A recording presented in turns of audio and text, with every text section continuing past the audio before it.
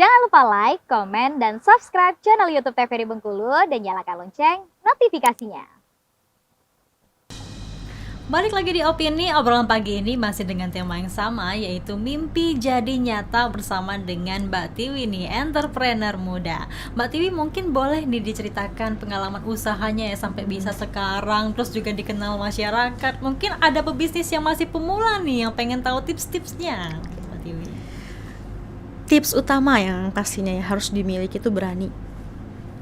Kalau misalnya kita dari awal udah nggak berani itu kayaknya susah deh.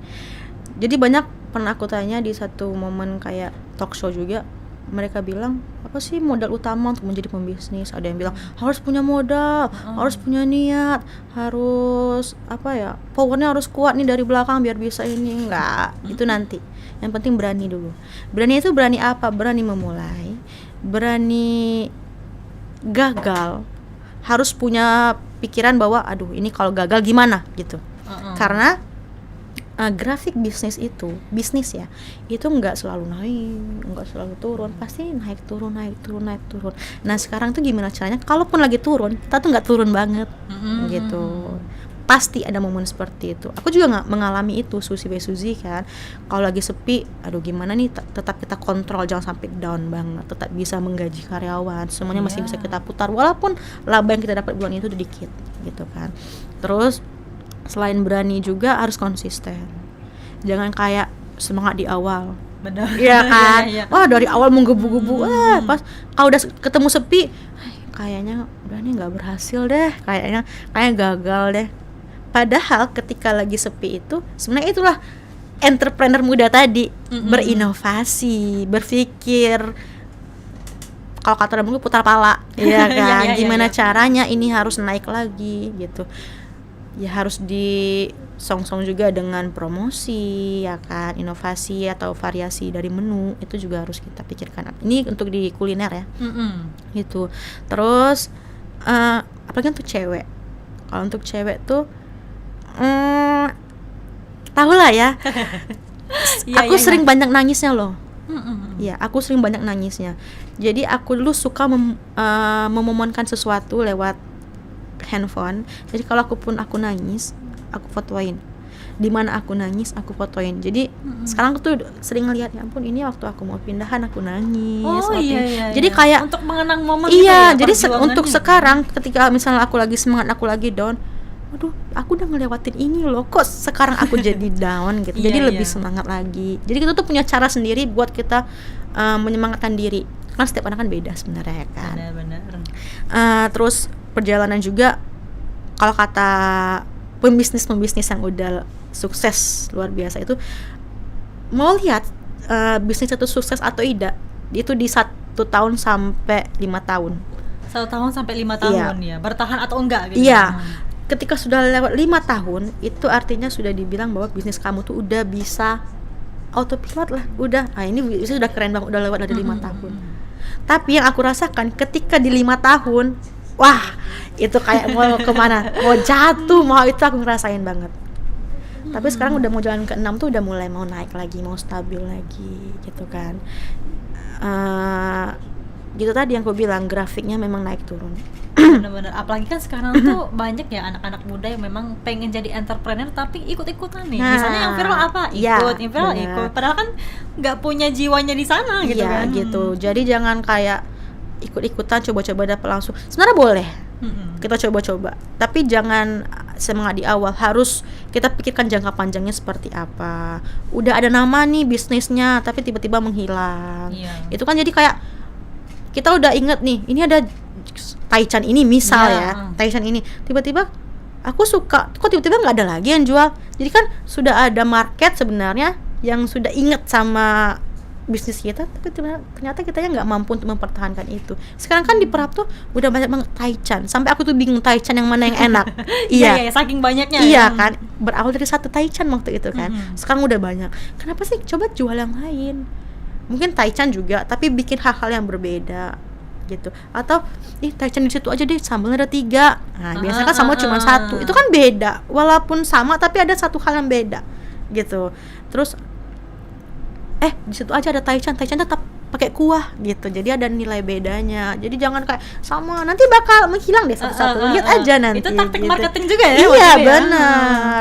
Tapi memang luar biasa sih. Aku sampai kemarin aja sempet, aduh kayaknya enak nih kita bikin di Prapto ini street food kayak gitu. Aku kayak mau juga mengembangkan kan. Jadi jangan cuma di sushi aja.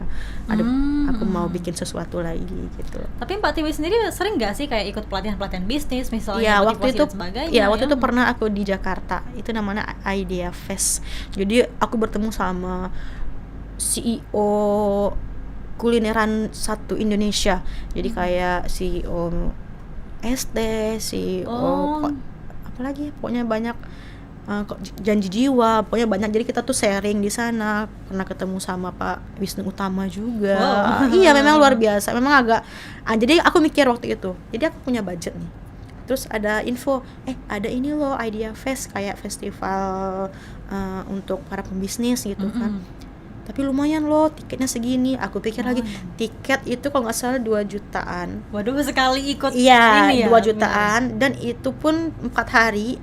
Aku harus pikirkan penginapan, aku harus pikirkan pesawat PP, ya kan. Jadi aku hitung-hitung dulu, oke ini lumayan loh budgetnya. Aku pikir, worth it nggak ya kalau aku ikut ini. Jadi aku bilang, yaudah, investasi ilmu gitu ke diri, ya kan. Akhirnya aku beraniin, aku cabut ke Jakarta. Ternyata memang berhasil apa yang aku dapatkan di sana gitu. Relasi yang pasti juga. Benar. Relasi juga harus ya nomor 1. Kalau kata orang tuh caper banget cari perhatian ini. Emang harus, nggak apa-apa gitu. Apalagi sama orang yang lebih sukses dari kita. Bergaul lah. Tanyain semua misalnya. Ya kita emang harus mengosongkan gelas kita dimanapun kita berada, ya kan. Mau apapun pencapaian kamu, kalau kamu udah ketemu di lingkungan baru, udah kosongin aja dulu. Bener. Jadi ada aja ilmu yang kita dapatkan. Semakin tinggi kadang semakin kencang anginnya ya kata Iya orang benar. ya. Ada aja yang buat apalagi ini ya. masa Covid. Wah, masa Covid. Wah, berarti dampak banget ya waktu itu kan? Aduh, stres. Itu masa Covid. Pas aku kan sekarang dulu di Kebun Geran tokonya, sekarang aku di Anggut Atas. Iya. Ketika mau pindah, tiba-tiba COVID. Padahal aku udah siapin loh flyer dan brosur untuk grand opening. Tiba-tiba ingat nggak, semua orang tidak boleh keluar. Iya kan, sama sekali nggak boleh keluar. Gimana? Aku udah budget udah banyak yang aku keluarkan untuk ini, untuk itu, apapun kebutuhan untuk grand opening udah aku siapin, tapi ternyata tidak bisa. Itu aku stres minta ampun. April ya kalau salah ya. April, Mei. Wah, itu omset teranjlok selama sushi berjalan. Tapi bertahannya gimana caranya waktu itu? Ya waktu itu karyawan aku tuh ada 6 kalau nggak salah, ada 6 karyawan. Apalagi kan waktu karyawan itu perlu digaji iya kan ya. Nah aku gini, kan banyak orang memberhentikan pekerjaan mereka. Ada yang di PHK lah, apa itulah. Aku bilang gini, mereka juga cari uang, jangan mikir aku aja gitu kan. Gimana caranya dia tetap kerja tapi aku tetap bisa menggajinya dengan sama-sama enak lah gitu ya. Apalagi kan mereka kalau datang kosong, nggak ada yang datang, nggak ada yang jualan, jadi kayak nggak ada pekerjaan kan gitu kan. Ya udah aku komunikasikan ke mereka, gimana deh, omset kita itu cuman segini loh, bisa nggak kalau gajinya kita kurangin dulu segini. Dan mereka, alhamdulillah mereka mengerti. Iya mah nggak apa-apa, walaupun sedikit berkurang, tapi kan mereka tetap dapat daripada saya berhentikan kan.